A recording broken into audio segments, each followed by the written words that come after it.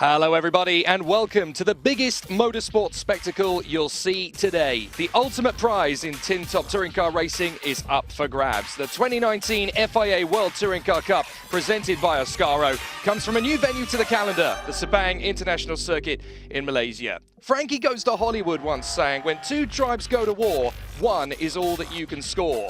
When three tribes go to war, expect all hell to break loose and the dogs of war to let slip. Norby Michelisz, Esteban Guerrieri and the Lincoln Co twins of Ivan Muller and Ted Bjork are about to make this racetrack their battleground. Jake Sanson and Matt Neal with you in the commentary box. Alex Leguiz in pit lane, and our old friend the weather might be set to rock the proverbial boat. Matt, I am so excited. It's definitely a mixed day for us today, Jake, and the weather is hanging on at the minute. You know, we've got rain forecast coming in, and when it rains in Malaysia, it can rain, can't it? They've had some torrential pour downs over the weekend, but at the moment we're looking okay. So what has happened since we had qualifying on Friday? Well, what you do need to know is that Nicky Katzberg has been given a 5-place grid penalty for the first race, and that was for failing to slow down and overtaking cars during a full course yellow, for which he was also given 2 penalty points. But there is the DHL pole position, and it's been all about this man all weekend, hasn't it? Norby Michelisz with the title on the line and a points lead he does not want to let slip. He's just been absolutely formidable all weekend long. He has never put a wheel out of place over the course of practice and qualifying. He knows what's at stake today. He needs perfection. Yeah, Norby's in the zone at the moment. You can see he's just concentrating in the car. He's been on another level this weekend, as has the Hyundai.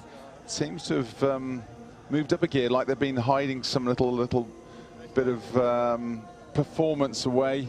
But he's literally been head and shoulders over the rest. He's got points in the bag. It's definitely his to lose at the moment. But with adverse weather coming in, who knows? Now there's a few different things going on behind the scenes. We caught up with Ivan Muller, who discussed why Lincoln Co are so off the pace. He said it's probably a bit in the setup, a bit because of the 30 kilograms extra compared to Hyundai, 40 kilos more than Honda, but they didn't get the chance to test. You remember, this is a first-year program, so it is all very interesting stuff. Norby Michelisz and Aurelian Panis on the front row, his best ever result. Nestor Girolami and Mikael Ashkener on the second row from Fred Vervish and Augusto Farfus. Gabriele Tarquini lines up on row 4 alongside China's Ma Jinghua, who is very, very keen to end his season on a high. Championship contender Esteban Guerrieri lines up in 9th on the grid alongside Niels Langeveld, who is there in 10th position. Kevin Chekon and Nicky Katzberg now down to 12th, having originally qualified 7th, courtesy of his penalty. He is now 12th on the grid. João Paulo de Oliveira is the leading wildcard, 13th on the grid for the Formula Nippon champion of 9 years ago. Thiago Monteiro lines up alongside him. Dan Haglov is beside championship contender Ivan Muller, way down in 16th. The Lincoln Co just not on the pace this weekend. Johan Kristoffersson and Joel Carvalet both hoping that this is not going to be their last weekend in the FIA WTCR, despite their programs ending for next year. Mehdi Benani lines up alongside Tom Coronel, 2 more men who are hoping 2020 will see them return. Attila Tassi lines up beside Gordon Shannon in his last race for Leopard WRT. And then, of course, we've got Rob Huff and Jan Erlache, who are on the 12th row of the starting grid. Mitchell Chea lines up 25th on home soil alongside Benjamin Leuchter, Andy Prio and Ted Bjork. Look at that, 14th row of the grid. They just didn't have the pace compared to the others out there, and they were the slowest cars on pace. Then we have Havish Yarin, the MotoGP rider, and of course rode at least 4 hours in yesterday's endurance race here, and Douglas Q, who lines up 30th on the grid. A very impressive field. And of course, Ivan Muller is hoping to bounce back. But of course, as we mentioned just a moment ago, you know, he said to us the program only started this year for Lincoln Co. This is their first year and they're leading the team's championship. Very impressive. But because they didn't get the chance to test in March at the same time that Hyundai and Honda did, knowing this was going to be the first year for Sepang in the championship, they just haven't had the testing time. They are losing about 4 to 6 tenths per lap just on the weight deficit. But it doesn't account for the loss in setup, and that's because they didn't get the chance to test. Here's Niels Langeveld, rookie this year, 10th on the starting grid, going very well this weekend by all accounts. Yeah, we just saw some spots of water on the front of Nils. Audi there, and obviously different selection of the tyres. You know, it's hard to see from where we're sat the conditions, but they are all splitting the bases. We've got Norby Michelitz and Esteban Guerreri. They've gone full slicks all round, as have Ivan Muller and Ted Bjorg. But then Link & Co. They're splitting the bases a bit. They've got young Yann Lachey. He's on slick front, wet rears, and then we've got Priau on wets all round, as has the other Link & Co. Oh no, Guerreri, he's actually on wets now. He has just changed to wets, so interesting. That is a late-minute decision then for Esteban Guerreri. He's obviously seen that the weather forecast has changed in the last couple of minutes. He has now gone to wets, as you can see. So this is going to be very interesting. And obviously all the teams will have a combination of a wet tyre and a slick tyre out there to make that last-minute decision if they need to. But this is critical for Guerreri. They've got to get their tyre strategy right. Has he gone for dries on the fronts? Yeah, he has. That's brave move for a race distance, for a qualifying distance. I get it, but for a race distance, that is going to be a serious handful. I mean, especially with some of the fast straights down here. All you do is you're getting the rear of the car wanting to overtake the front all the time, and it's a proper handful. Well, Ivan Muller said yesterday he thinks the Drivers' Championship is over. The target is to fight for the Teams' Championship, but even that will be difficult. Now we've got the rain, it's wide open again, surely. Marching Wild lining up 8th position. But it's not raining yet, Jake. That's the thing. If it stays in these conditions, you need standing water to cool the blocks.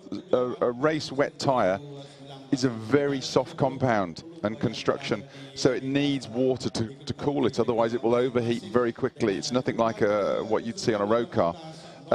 In these conditions, the course is wet, but it's only damp. It's probably too damp for slicks, but if over a race distance, they will fry them and they will start to go backwards. So it's decision time, isn't it? It's always going to be a bit of a knife edge in terms of strategy. For the Hyundais, it is very important. For this man, Gabriele Tarquini, this could potentially be his last race in the championship. He said yesterday there's a 50-50 chance of him staying on the grid in 2020, but ultimately it's up to the team. That's interesting for a legend of the sport. Well, yeah, I've heard differently. You know, it's the 50-50 option, but I think Hyundai are changing their focus on how they're going to support the teams. So that will make a difference. Let's hear from Ivan Muller, an important interview. Hello everybody, good afternoon, or good morning for the one are in Europe. We're on the grid for the last event of Sepang WTCC World Championship. It's a bit of panic right now because we have to choose the tire. The condition is not very clear. Personally, I choose slicks on the front, wet on the rear. But there is no majority on the grid, apparently. Some are for slicks, some are for wets, and some are mixed. So let's see who is right. Apparently, the weather forecast doesn't go in the right direction. It will be more and more wet, so that's why I took something between.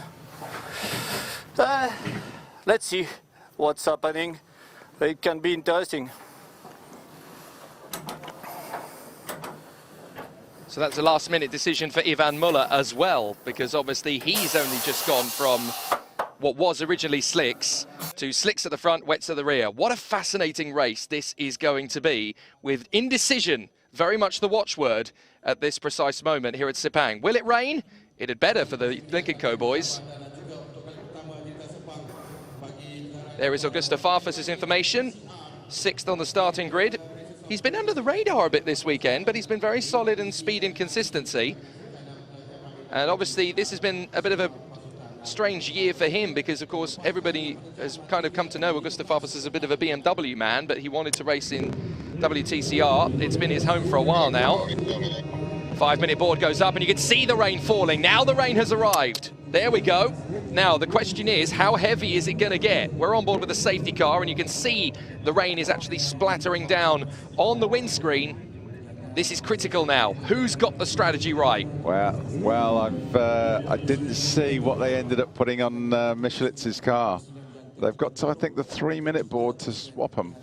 So there's a fair different selection, isn't it? Fred Vervish has got slicks on the front for definite. I didn't see whether he had wets on the rear, but people do seem to be going for that split decision. This is Michelitz's worst nightmare. All he wants is, he's been the class of the field all weekend. He doesn't want random. You know, he wants either wet, he wants either dry.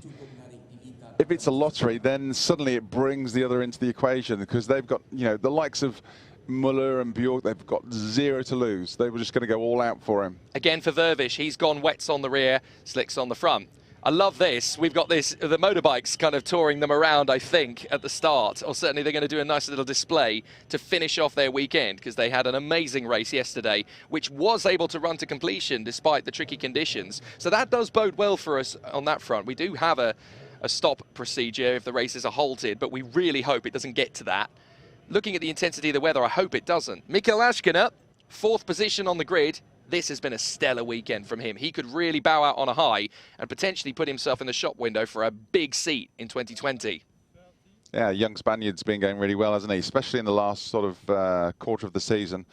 Very fast, very young, great potential, star of the future.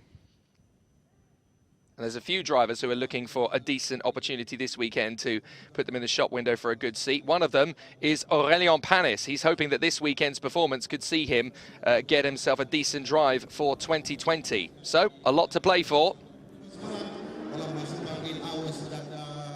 The motorcycles leave the grid for their nice little demo after what has been a brilliant combination weekend for the sport here in Malaysia. A cross between bikes and cars. It's been a great success. The fans have really warmed to it. The endurance race from the bikes yesterday was very well received by the locals. And now they get the showdown of showdowns. Their first ever World Touring Car event.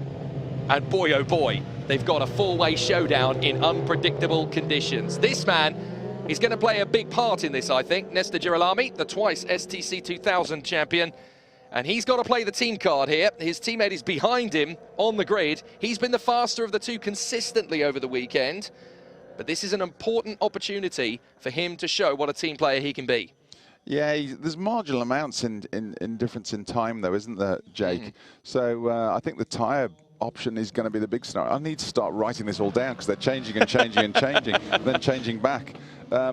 Definitely the option of slick front and wet rear over a race distance is a real handful. I can't tell you how much of a handful it is. These guys are going to be working incredibly hard inside the cars.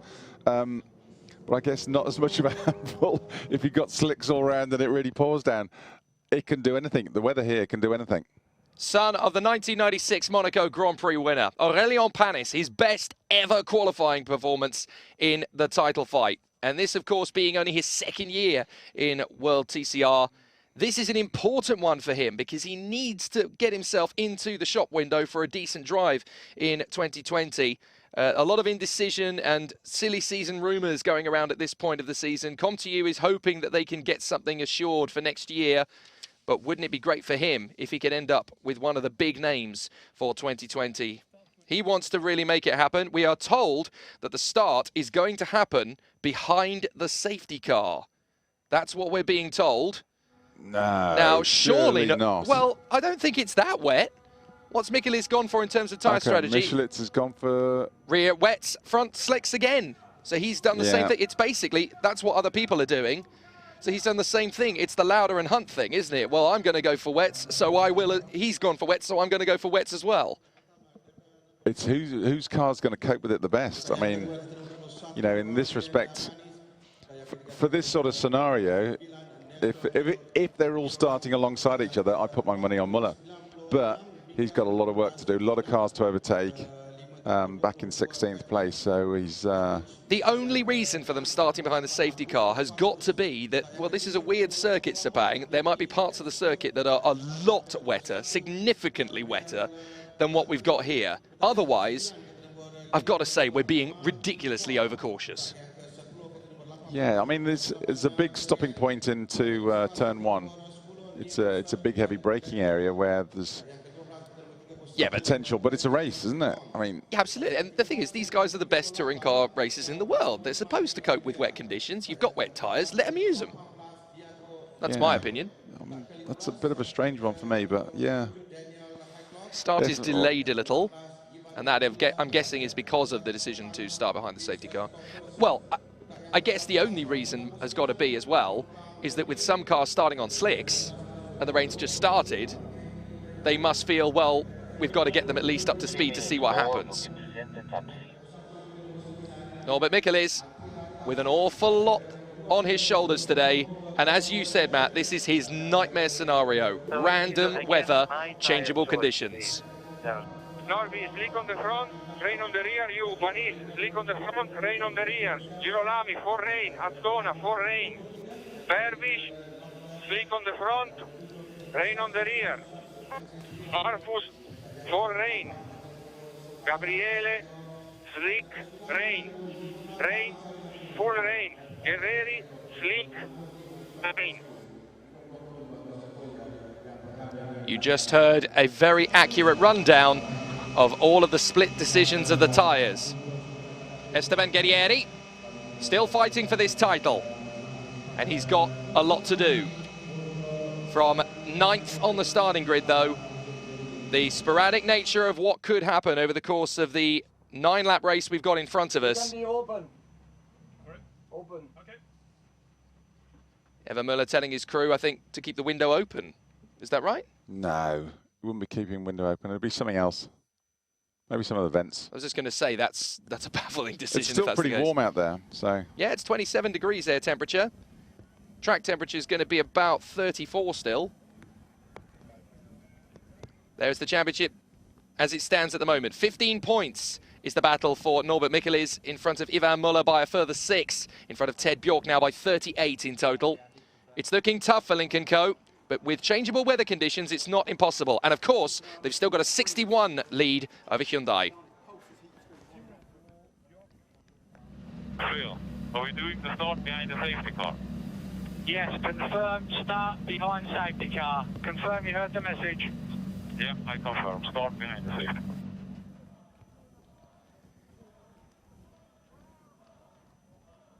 A very dramatic start to the first race of this weekend's FIA World Touring Car Cup at Sepang.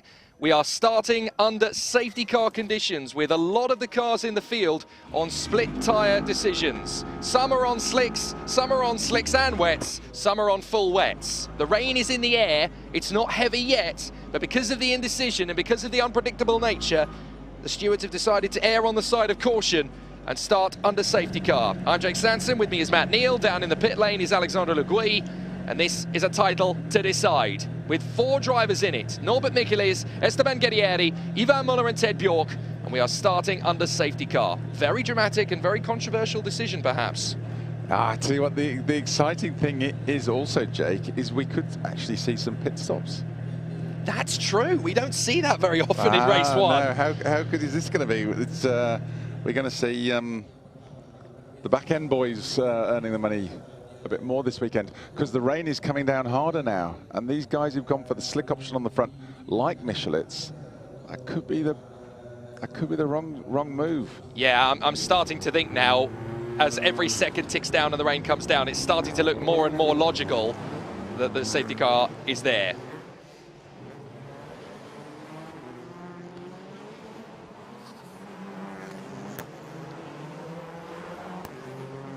We are starting the final weekend of the FIA World Touring Car Cup presented by Ascaro in 2019 here at the Sepang International Circuit in Malaysia under safety car conditions. Some cars are on slicks, some cars are on wets, others are on a combination of the two.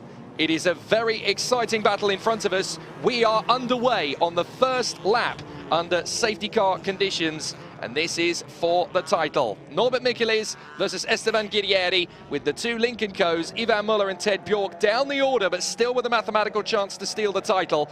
This is absolutely sensational stuff. Jake Sanson and Matt Neal in the commentary box. Alexandre Le Gouy is down in pit lane, giving us all the gossip, and she could be very busy in this race. The changeable weather conditions could mean a lot of pit lane action. Yeah, we got some angry clouds around us, but I still am at a bit of a loss why we're starting under a safety car, but they've clearly decided to err on the side of caution with some cars on partial slicks or full slicks, and it's a really interesting dynamic that we've got here with a title on the line. There is Gabriele Rizzo looking up at the sky, and Ted Bjork. Let's have a listen in.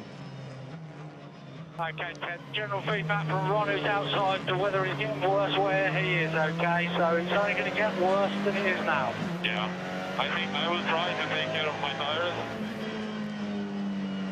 Always good to hear what the drivers have to say in these conditions. The thing is, you don't know unless you're in it. You don't know unless you're out there experiencing it. But from the outside, it looks as though we've erred on the side of caution a little bit early.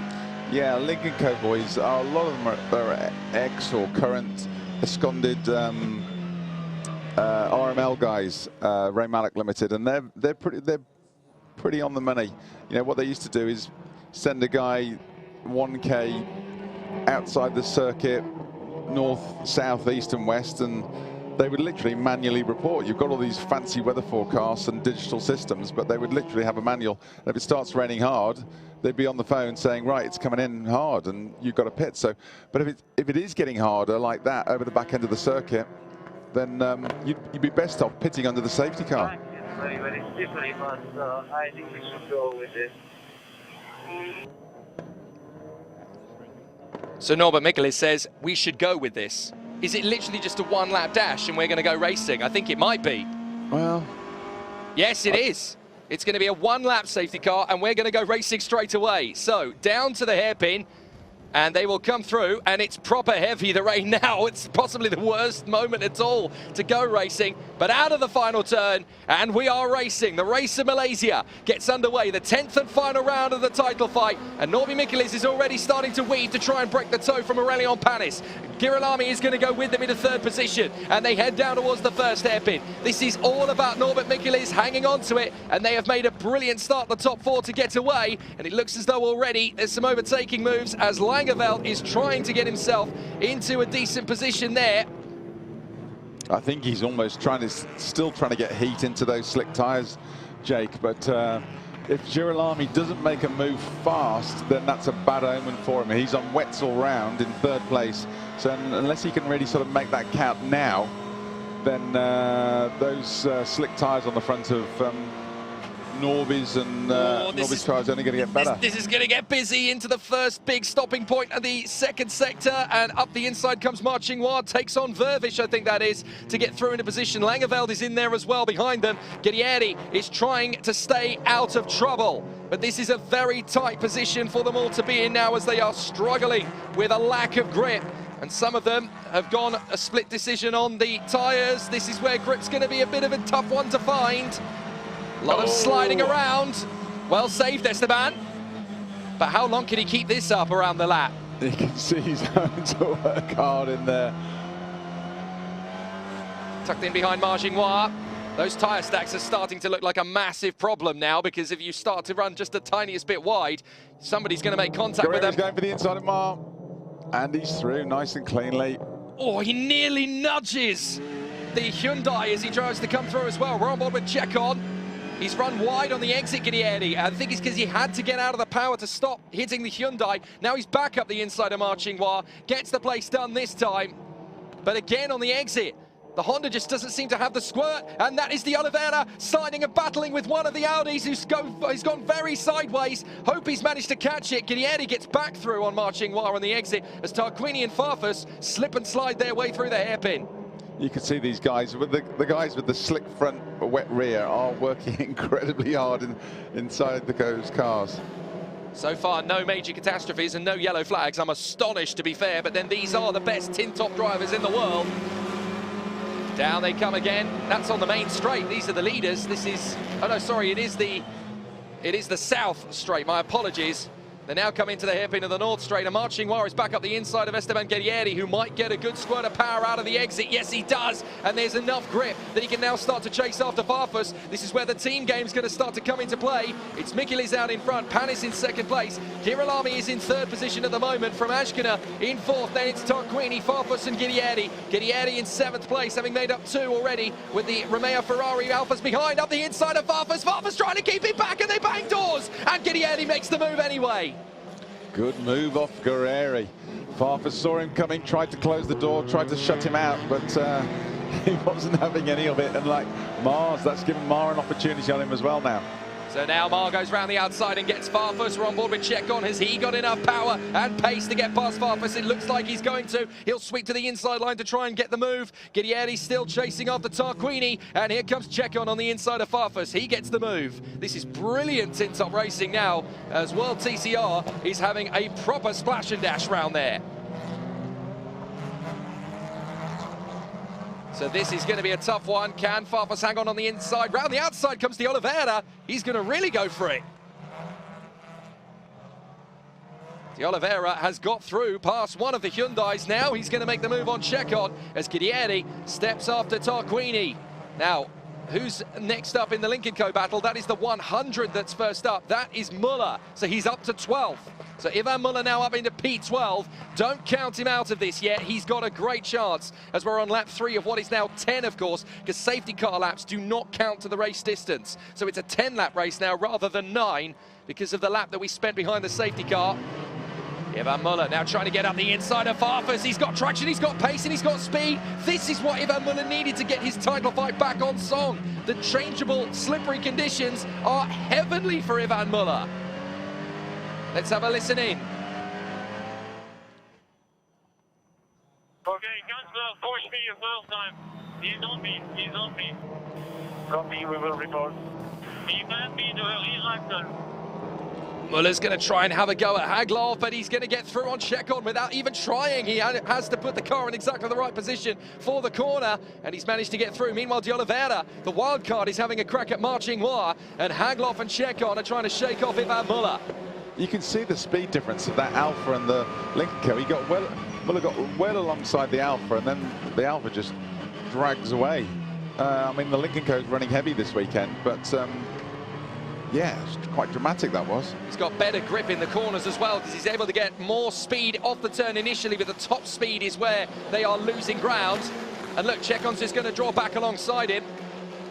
And he's going to have the drag to the corner. It's going to be about who breaks later, essentially. Marching was trying to shake off the Honda of De Oliveira. And Haglov's trying to come around the outside of both of them in the Cupra. But Muller breaks later than Chekon, gets back onto the inside line, and that puts him up into 9th place. Meanwhile, De Oliveira has hit the front of this little trio, and Ivan Muller's trying to get himself in there. Mikilis is your leader, Panis is second. There's a great battle going on for third now because Girolami has got Ashkina and Tarquini. Tarquini making the move on the inside of Ashkina to give himself a good chance to be the team player. He gets through on Ashkina. So Tarquini into P4. Ashkina has to fall back into 5th place. Look at the squirt of the Hyundai. He's going to go right round the outside of Girolami. Brilliant from Tarquini. He can't quite hold it, but now he's got an opportunity to sprint back up the outside line and goes right round through. Brilliant. 50-50 chance of being on the grid next year, apparently. Well, that's, I mean, Girolami is a Wetzel round, so they're just getting that extra bit of traction off the, it's a handful, but the traction they're getting off the slick front seems to be the way to go at the minute. Tarquini still got it in my book. Guerrieri making his bid for Ashkina. Girolami struggling. So watch this. Look, he's going to try and box in Ashkina and give Guerrieri the opportunity to get up the inside. Careful, Nestor. And Ashkina's going to overshoot. He gets on the grass, and Guerrieri gets past them both. That's brilliant team gamesmanship there from Nestor Girolami. Guerrieri's through in a 4th. Yeah, it's formation flying from the all-inkle Argentinians. Guerrieri moves up another 2 places. Girolami's just bought himself a contract negotiation for 2020, hasn't he? That's brilliant work. And now Guerrieri is there in 4th position, chasing down last year's title winner, Gabriele Tarquini, in 3rd place, but he's going to play just as good a team game to keep Guerrieri at bay. But the Argentine just needs to keep scoring as many points as virtually possible. Look, that's how it's likely to stand now. Mikilis would increase the gap to 27 with 2 races to go. That's a big, big gap. You said this morning, Matt, it's a slam dunk for Michelisz. Well, it is, but anything can happen. One DNF. Absolutely. One DNF and he's away. I mean, what they do set is the grids are all set for the day now. Unlike British touring cars, where if you don't finish race 1, then it impacts you on 2 and 3. So even if he does have a problem, he's going to get grid positions in the other races. De Oliveira's just made the move on Girolami. Girolami trying to get back through because here comes Ivan Muller. Watch for Muller. He's going to use the outside line and he should gain a couple of places here. He's loving the fact that the rain has come to Sepang. In the dry, they were nowhere. In the wet, they've got a chance. Round the outside of Girolami. Muller's having to cut back to the inside line, back to the outside line, sorry, because Girolami's covering him on the inside. Boot the throttle, Ivan, and he's driven around the outside of him. That's how good he still is. 16th to 6th place in just a handful of laps. It's what they're going Ted Bjork's going for slicks. Slick rears, interesting call. And fronts, all slicks for Ted Bjork. Wow, that is fascinating. Well, he must have been on wet fronts to start with. I thought he was slick fronts and wet rears. Well, to be fair, I haven't seen much rainfall recently, so maybe they think that the track's going to dry fast enough that the guys at the front are just going to hemorrhage lap times. Ted Bjork could get himself a few points here. It's the gamble. It's the only way he's going to get himself back into the action.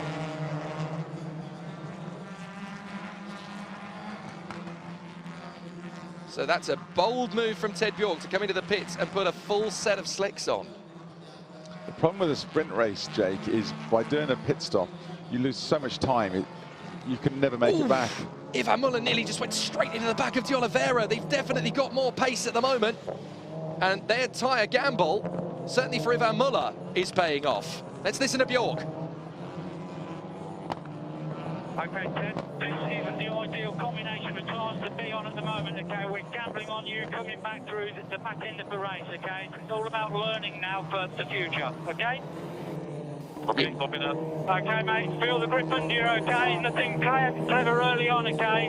It's still not the right combination at this present time. So they are gambling with Ted Bjork to learn about what the conditions are doing out there. That's basically been his whole weekend.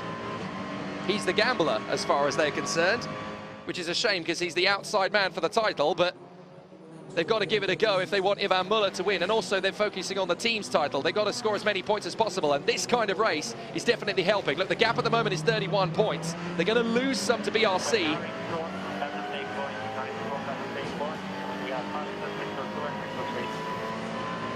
That was basically, we've got pace, we are going fast, get on with it, man, boot it. Ivan Muller chasing down De Oliveira, who's having a great race in 5th position. He can't score points, of course, because he's a wild card, De Oliveira, but he's putting on quite the sensational show here. Plenty of race experience on this circuit, of course, having been a Japanese racing star for a long time. In fact, he's actually flying the Japanese flag this weekend, despite the fact he's Brazilian, but he's under a Japanese license. Ivan Muller now chasing down De Oliveira. Aurelian Panis sets the fastest first sector of anybody, 30.9 for him. Muller is the fastest man on track at all, 2:30.8 for him. So Muller is the fastest man on track. I can't believe we're saying that after what we saw on Friday. Yeah, there's not heaps in it. There's a couple of tenths in it, but he is the fastest. He is the man on the move at the moment. He just needs to clear Oliveira, and then he's up into the sort of the big boys. See, this is what a decade of dominance in the Andros Trophy does to your career. He is so good in slippery conditions, and now Muller is actually the man on the move. This could still be at least a 3-way fight heading to the last race of the season. It's going to be interesting. Let me see if the timing screen's a bit behind us on this one, but it's going to be interesting to see how Bjork does with his all-round slicks at the moment. Well, Giudietti's snaking under braking as he tries desperately to slow the car down at that point. It is really treacherous out there. He's having to be so delicate with the steering. Look, the car is slewing and jockeying and sliding around all over the place. He has got to find a little bit of momentum to carry through each of these apexes. He's really struggling out there. Ivan Muller is dancing through. Look at it. Look at Giudietti as he comes through these S's. Normally it's full commitment. He's sliding around as if there's ice cubes under the tyres right now. Careful, Esteban! Yeah, this is the that's what it's like with slick fronts and wet rears. You are really hanging on to it. The rear's trying to There's still water coming down, so it's a big bold move from Link & Co to put Bjorg on slicks all round. I wouldn't fancy that much. I think it's the wrong move, looking at how much rain is coming down, but they had to give it a go. I think Muller might have fried his tyres. He seems to have slipped back a wee bit now. Well, now that the rain's come back again, of course, it's going to favour those who looked after their tyres. Q Norby Mikkelis up front, who is still just making the best of it. What a battle this is. We've got Banani, Ashkener, Girolami, Tassi, and then we've got two of the Link & Co's in there. One of them looks like to be Prio, and the other one is Jan Erlache. What a tussle this is for 13th place. And look, Girolami's just tumbling down through the field. He just hasn't got the traction off those wet fronts, which surprises me with water still coming down as it is. Well, there were obviously just overheating a wee bit. Yeah, there were 2 or 3 laps where it wasn't coming down, so he, as you say, he must have fried them in that period. Ashkener is just trying to keep Attila Tassi at bay. Aurélien Panis is on for his best ever finish in FIA WTCR. His best ever finish is a 4th place. Into the pits comes one of the Hyundais, it's Augusto Farfus. So yet again, they are basically using one of their drivers for research, and they're putting slicks on again. That's why he was slow earlier. I thought he was on the same combination as the others, but he is on the same combination as Girolami, who's going backwards. So a rear slick for Augusto Farfus. Full slicks, in fact. But the rain is coming down, so clearly they're just using him to get information and data. Yeah, they're doing the same as Link & Co are doing with Bjorg, aren't they? It's the advantage of having 4 cars, I suppose, for each manufacturer. And they know that Farfus is out of the title fight. They know, well, I'm surprised they did it with Ted Bjorg, because he is in the title fight. Here's Gidetti. Let's see what he's coping with. His radio's not working. He is invisible for points. JP is invisible for points. I think I heard the words radio is not working. That's convenient, isn't it? If your teammate doesn't want to get out of the way. At the worst possible time in the season. So Esteban Guerrieri is chasing down last year's title winner, Gabriele Tarquini, who is proving why he still has a place in the world of tin tops. Of course, he's there in 3rd position doing a fantastic job, but this may still be his last weekend. What if he bows out on a high? It would be amazing. You know, he's been one of the legends of the sport. Here's another legend of the sport. Ivan Muller, 6th place, chasing down De Oliveira. Can he get more than 6th place? He kind of needs to. Guidiani runs wide. No, I think they're finding some grip on that outside line. It's, you see them, they get the good traction out the corner from there. And that looked like an invitation for Ivan Muller, but as you say, they are just able to drive away the Hondas of Guidieri and Oliveira. So Oliveira, with track knowledge, is able to run very smoothly at the front. They run a little bit deeper. Muller using the inside line.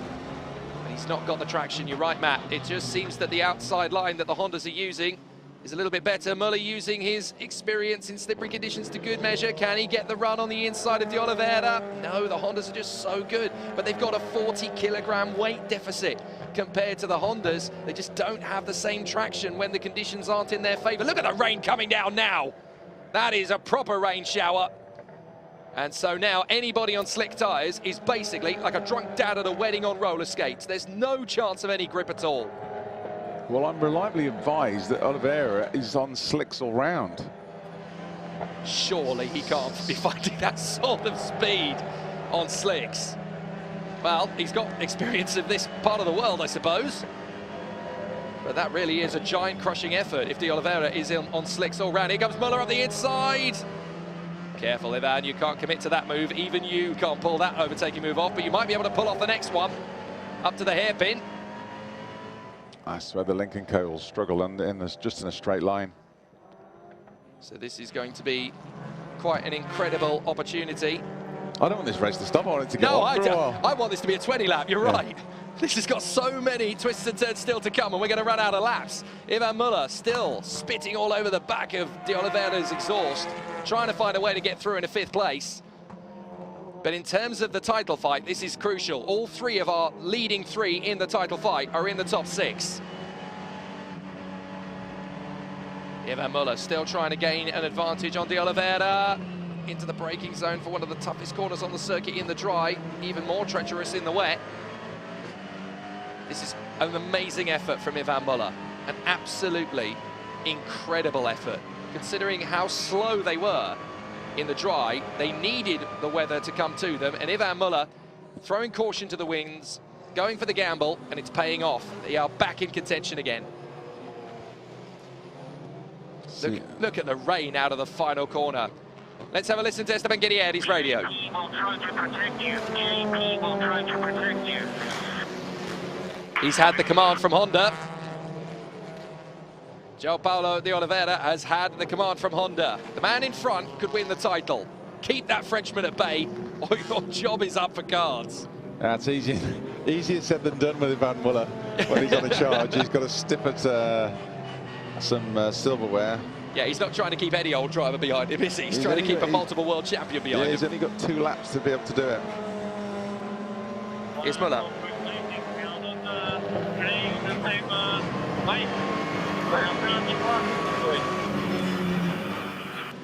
I'm fairly sure that was code for he's causing me some issues. Okay, remember the guy in front is not playing for the points. Yeah, the guy in front isn't playing for the points.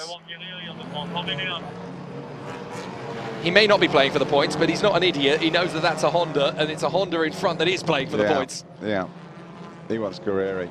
He needs to make inroads. Well, Muller's only about 2 points behind Guerrieri, isn't he? So, in the championship. So if he can beat him, he's going to get himself right back into contention. And didn't he say earlier in the week, Norby Michelis, my biggest threat for the title this weekend is Ivan Muller? That is what he said. I mean, obviously his opinion might have changed this morning, but now that we've got these mixed conditions, Muller is doing what he does best. But can João Paulo de Oliveira, with his track knowledge and experience, keep the multiple world champion at bay? It's a tough one. A lap and a half to go in this first race, and this is only race 1 of 3, let's not forget. We've still got an entire evening of absolute nail-biting tension to come. We need to get out and get some rain dancing shoes on.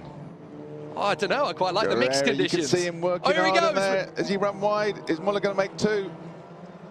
Again, round the outside, the Honda's got good grip, but Muller's just doing what he needs to do. He's doing everything possible.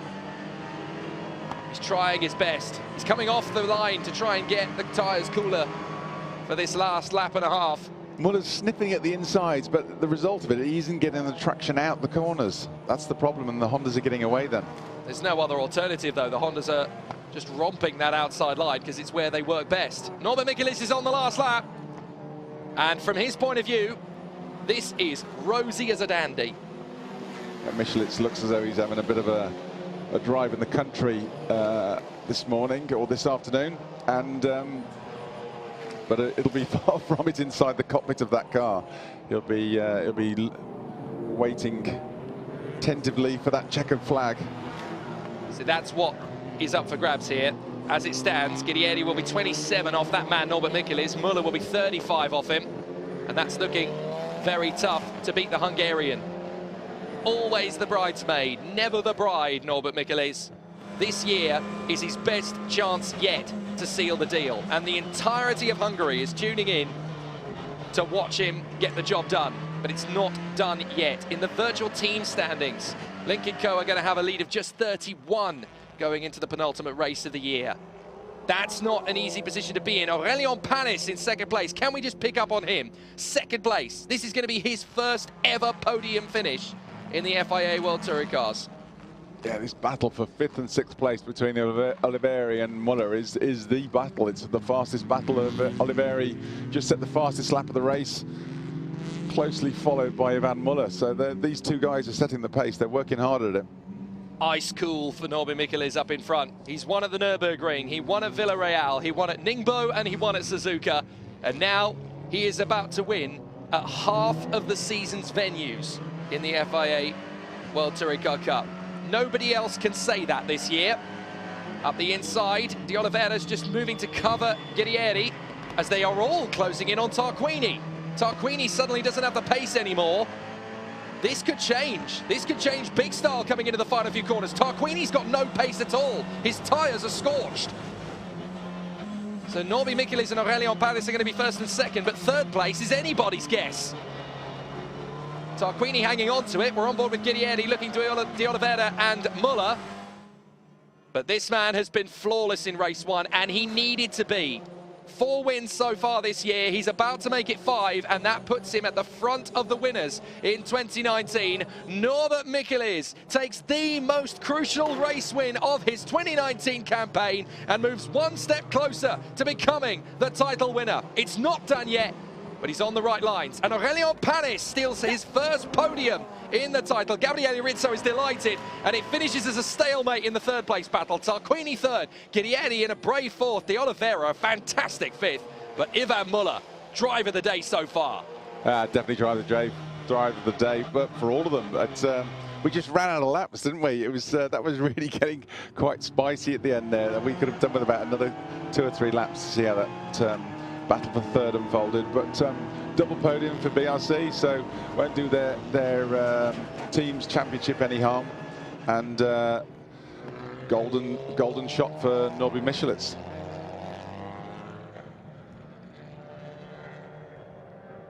A truly fantastic result if you are Hungarian or you're a Hyundai owner, because that is a brilliant moment for Norbert Michelis. That is 1/3 of the job done. Absolutely brilliant. Now he's got to go into race 2, of course, starting from P10.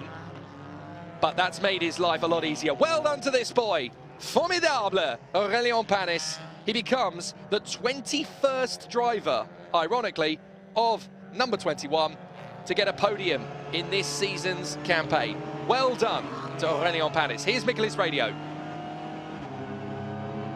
Well done, Norby, well done. So, P1 Michelis, P2 Panis, P3 Tarquini, P4 Guerreri, P5 Oliveira, P6 Muller, P7 Agloff, P8 Christofferson, P9 Castro. Yes! That's quite simple. Yeah, short and sweet. I wonder if he's starting to believe yet. Looks like the rain's coming down harder at that point of the circuit again. It is. I think we're going to have potentially full wets for race 2. Dan Haglov in 7th and Johan Kristoffersen in 8th. That's worth picking up on as well. Great drives from them to be in the top 10. Kristoffersen hoping to be in the championship again in 2020, but obviously with Volkswagen no longer being a part of it, there's a slim chance of that. But a great effort. Now, is Norbert Michelis coming into the south pit lane? He is. I thought they were supposed to go to the north pit lane at the end of the races. Well, procedure's tricky here, isn't it? Because obviously all the motorbikes are on the north pit lane. Maybe they've changed it because of the weather, I'm not sure. But Norbert Michelis gets the win. Panis is 2nd. Tarquini is 3rd. Yeah, they have changed it because of the weather conditions. They were all originally meant to go to the north pit lane, and now they've come to the south. What a moment for Norbert Michelis. His 5th win of the year, easily the most crucial. And the team can truly celebrate. A brilliant result.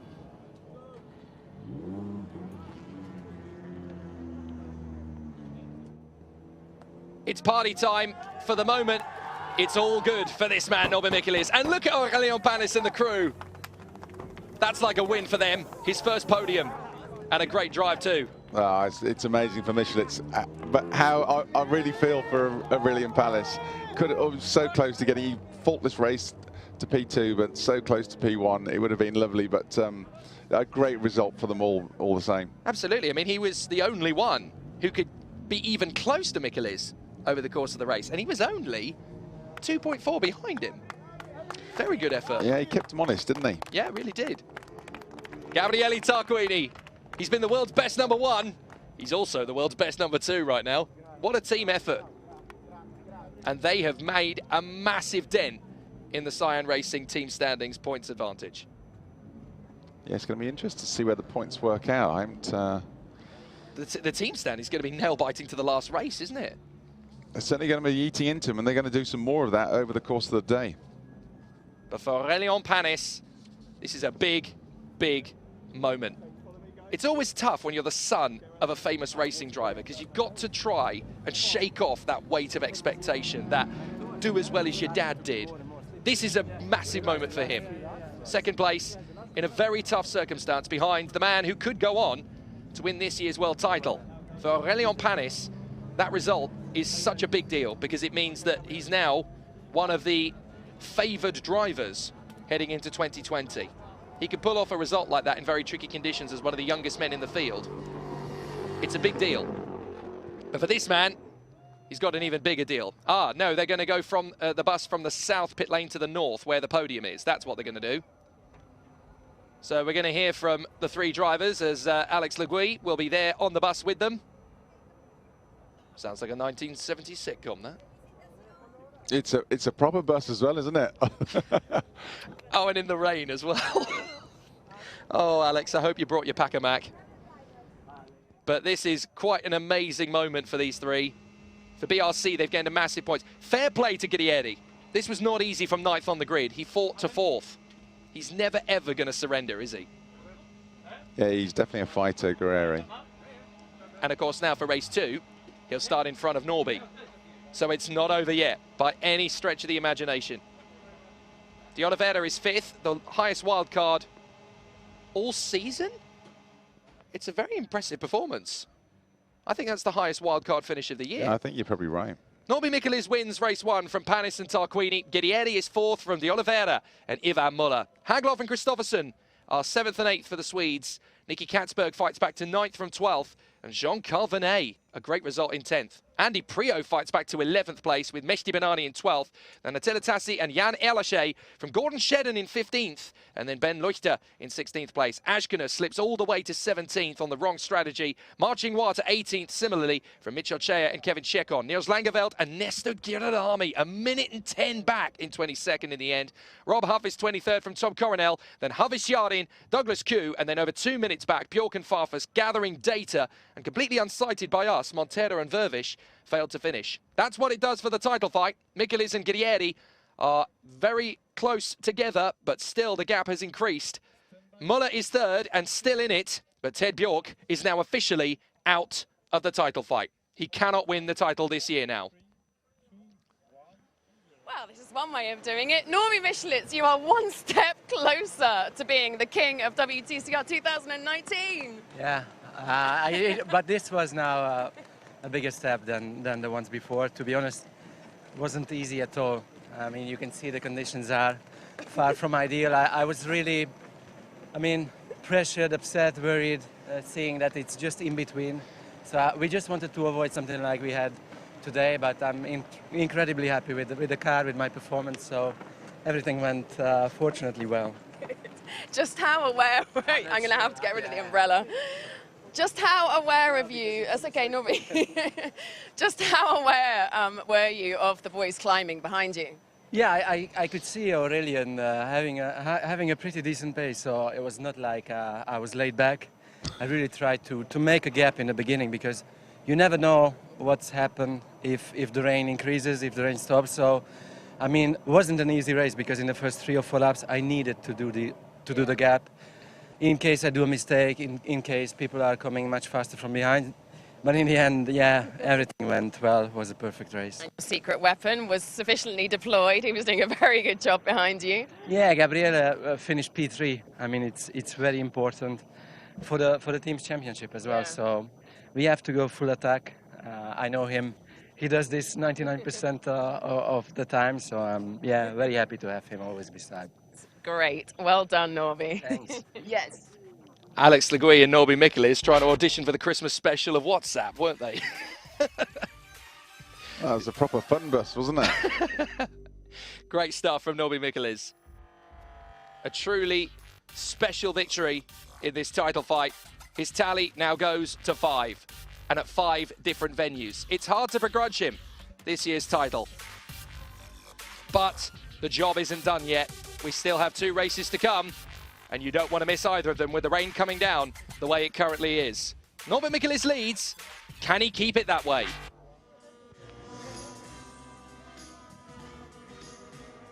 Well, the celebrations here at Sepang, very good for BRC. But of course, the job is not done yet. Aurélien Panis is going to have a massive celebration on this podium, though, in 2nd place. And boy, does he deserve it. Race 1 here at Sepang. Started behind the safety car. in changeable conditions, but after just one lap, we went slipping and sliding around the Sepang International Circuit. Norbert Michelis needed to pull out a gap and did so up front, while his teammates defended his honour. Guerrieri charged forward, and so too did Ivan Muller. But with everybody struggling with their split tyre strategies, or the difference between full slicks and full wets, it was always going to be a very unpredictable battle. Tension and drama down in the pits, but for Ivan Muller, he's back to his best and fighting fit. He wants to win this title, but as now the underdog, he's going to find it hard.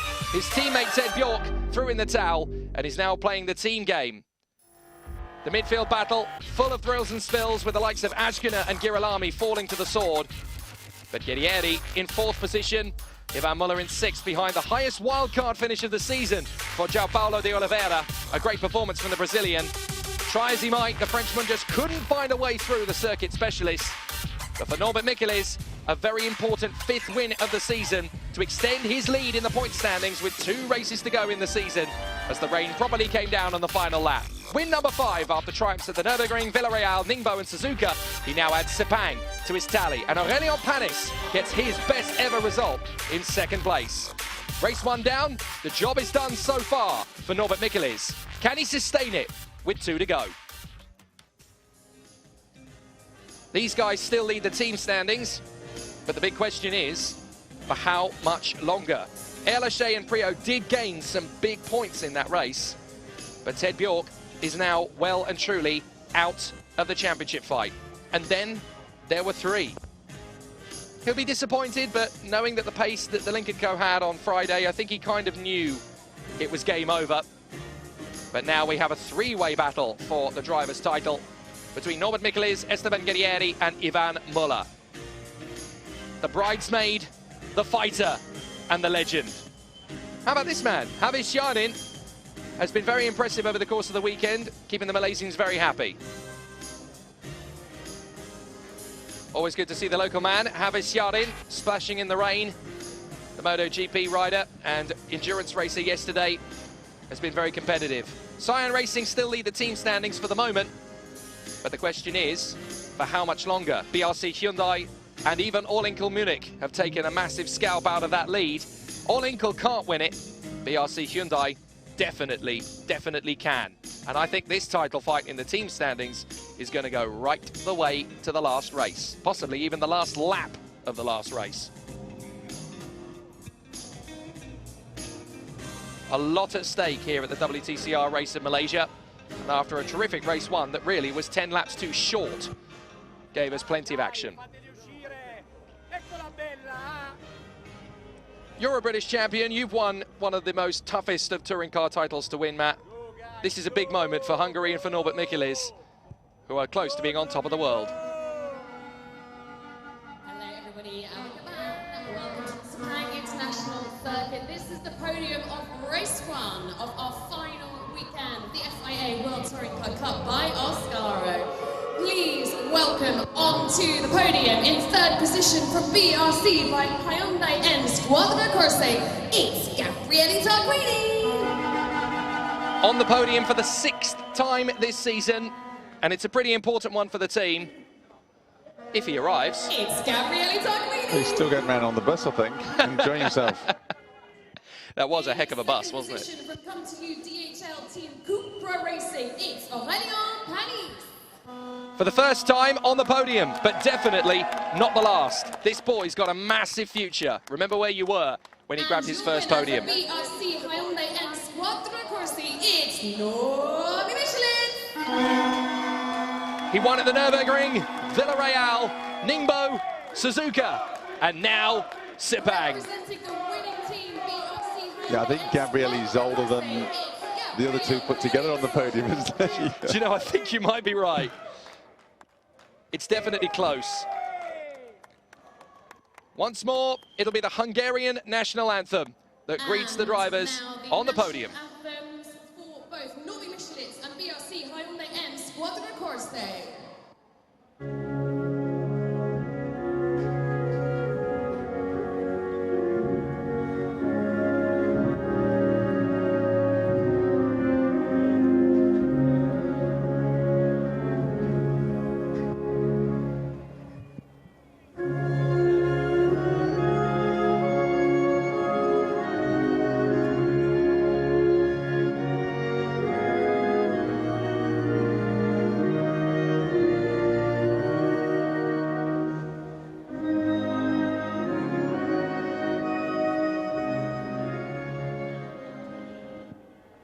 I'm going to defend Gabriele Tarquini's honour a little bit in just a moment.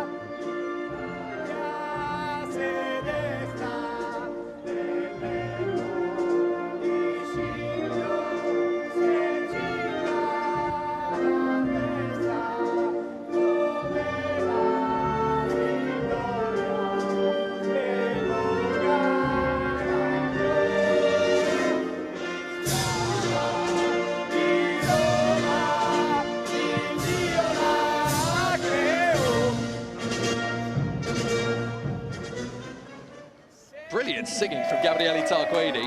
It's very rare, actually, to have a racer singing their national anthem on the podium these days. Yeah, if you hadn't better, you said he'd been drinking, wouldn't you? I'm going to defend Gabriele Tarquini's honour. The combined age of Norbert Michelis and Aurélien Panis is actually 60, not 57. Really? Yep. 35 years of age is Norbert Michelis, 25 is Aurélien Panis. So it's close. But Gabriele might have a word with you if he points out you said that. Great result in third place, though. And a great result for Aurélien Panis. This is a groundbreaking moment for the Frenchman, as Datak Moussa Youssef gives him the prize he's been wanting all year, a podium trophy. Brilliant stuff from the Frenchman. The chairman of Sepang International Circuit will present the winning driver trophy to BRC Hyundai and Squadron Courses. These wins are getting many and plentiful for Norbert Michelis. Surely, this is his year, this is his moment, this is his day. He's just got to keep on keeping on. WTCR and Oscaro representative will present the winning team representative to Gabriele Rizzo of BRC Hyundai and Squadron Courses. He's got to be a very happy boy, Gabriele Rizzo. They've made a massive hemorrhage to the points advantage of Cyan Racing in race 1. They keep doing that, it's going to happen. There's Kuba Brzezinski, the esports champion of 2019, who presents the trophy to Gabriele Rizzo. And that's very fitting, actually, because Norbert Michelis, of course, was an esports racer. And now he is just 2 races away from winning the real deal.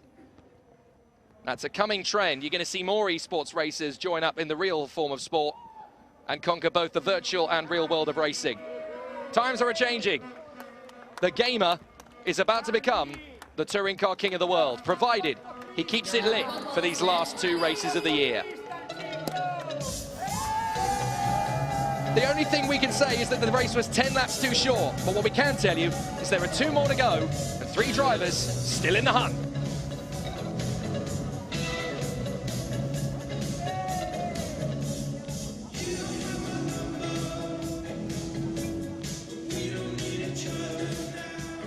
A fantastic race here at the first of 3 in Sepang, and there's plenty more still to come. Esteban Guerrieri and Ivan Muller are doing everything they can to close up on Norbert Michelis. And after 1 race of thrills, spills, and a little bit of splash and dash, we've had plenty of drama to talk about heading into the final 2 races of the year. Don't go anywhere. You are going to have an amazing show on your screens.